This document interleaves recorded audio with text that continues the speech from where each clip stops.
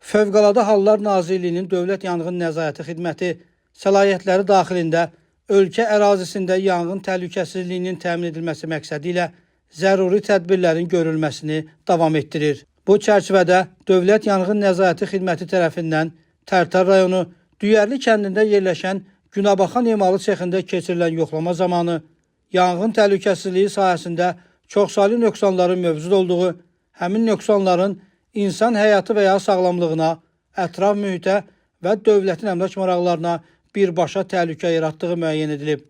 Belə ki, obyektdə avtomatik yanğın xəbərverici siqnalizasiya qurğusu quraşdırılmayıb, elektrik təsərrüfatı, elektrik qurğularının quraşdırılması qaydasının tələblərinə uyğun quraşdırılmayıb və standarta uyğun olmayan elektrik qızdırıcı cihazlardan istifadə edilir.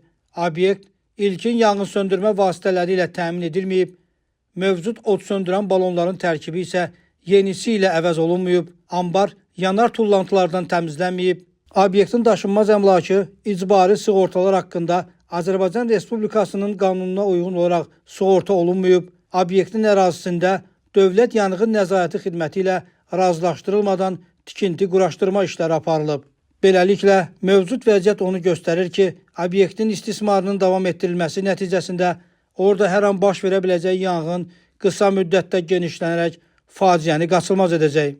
Qeyd olunanları nəzərə alaraq, yanğın təhlükəsizliyi norma və qaydalarının tələblərinin kobud pozulması faktları aşkar edilmiş, Tərtər rayonu Düyərli kəndində yerləşən Günəbaxan emalı sexinin fəaliyyətinin dayandırılması barədə qərar qəbul olunub və qərarın bir nüsxəsi obyektin nümayəndəsinə təqdim edilib.